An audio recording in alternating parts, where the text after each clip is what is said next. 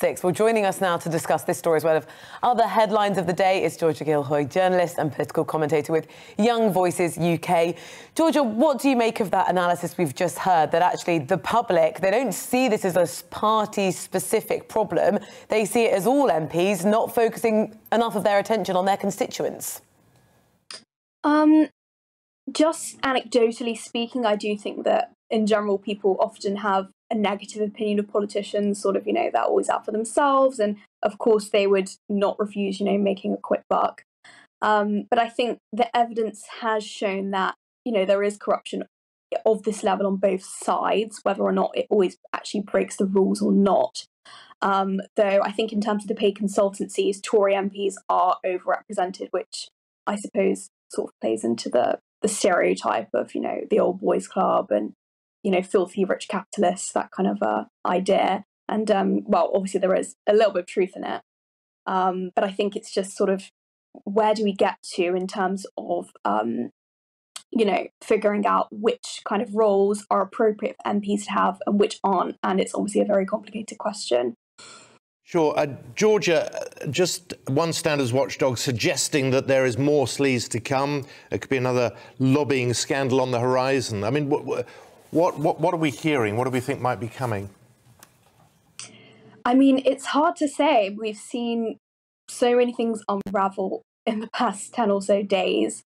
And I guess we'll just have to wait to find out when it comes to some things. But I think with a lot of the headlines in the past week or so, there have been many things that, as I say, don't technically actually contravene the rules of parliamentarians and what they're allowed to do, but they look bad.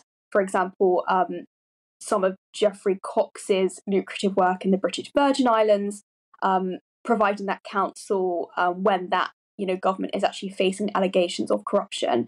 And then there's parts of it that say him doing part of the work in his Commons office that is against the rules. But most people don't, care about that little part of it. They care about, why is he staying on this Caribbean island for so many days when he has constituents to deal with in the middle of a pandemic, blah, blah, blah. So I think a lot of it is more about sort of the public perception rather than actually breaking the rules. But in terms of what we have coming, I mean, I couldn't say exactly. I don't have a crystal ball, unfortunately. Georgia, let's look at what happened on Sunday, and now Priti Patel's comments saying the Liverpool hospital might exploited the UK's asylum merry-go-round. What does she mean? And if that is the case, how does she fix it?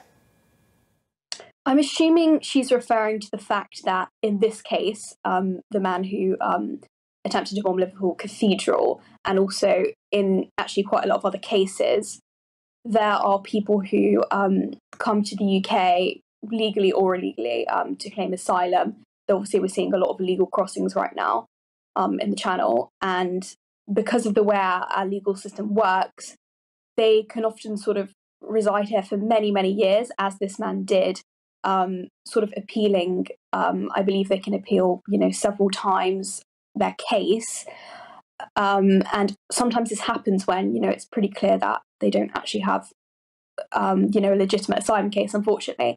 And depending on the person, of course, this individual was ripe for this kind of violence, this kind of radicalization. We don't obviously know exactly what his story was, but we know that he came as an asylum seeker and he was involved in this quote unquote merry-go-round of the way our system operates in terms of that. In terms of what could be done, I mean, it's obvious, it's probably one of the most complex issues we're facing, because as Home Secretary, Priti Patel has sort of made it her shtick to deal with this issue. Obviously, it's not been dealt with. And it's difficult to see how it will be dealt with, because it's not just something that the government can, let's say, impose a diktat on, because it's also, to do with the judicial system and sort of how that operates. And, things can be challenged here and there. Obviously, we have the Nationality and Borders Bill going through Parliament at the moment, and there's been a lot of controversy associated with that. But I think, the specific policies aside, it's pretty clear that something needs to change. You can't have a system, unfortunately, where, thousands and thousands of people are coming illegally to the UK every year. Last week we saw, I believe it was 1,000 people in one day, last Thursday. and often they can sort of disappear into the system, often, into human trafficking, the black market. We can't figure out where these people are coming from. Is their claim legitimate?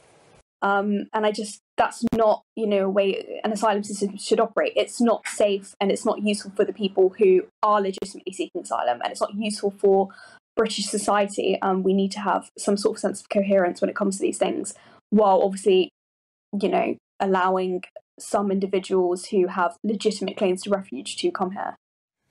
Yeah, I mean, the Home Secretary talks a good game and has done for a year, and very little has happened. Let's just move on. Cricket's day of shame, it's being described in many of the papers this morning.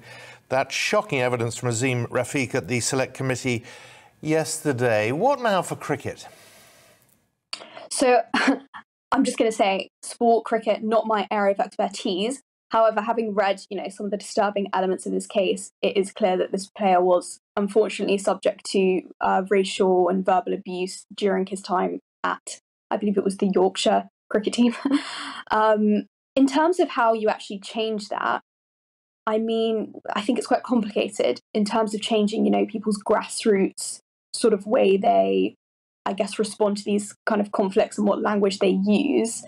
However, it's pretty clear that it's not acceptable to use those kind of slurs directed at someone, especially in a professional capacity.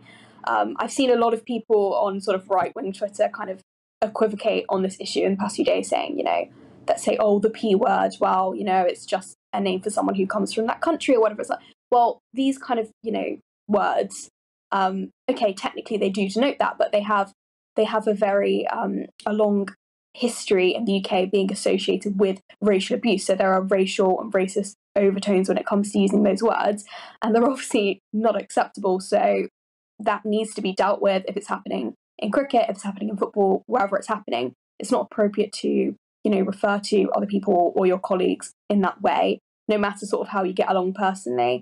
So I think, people just, that's not something that should be tolerated in the workplace, which obviously in most workplaces it isn't in the UK, thankfully. Yeah. Georgia, nobody's going to disagree with you on that one. Georgia Gilholy, thank you so much for your time this morning. Good to see you.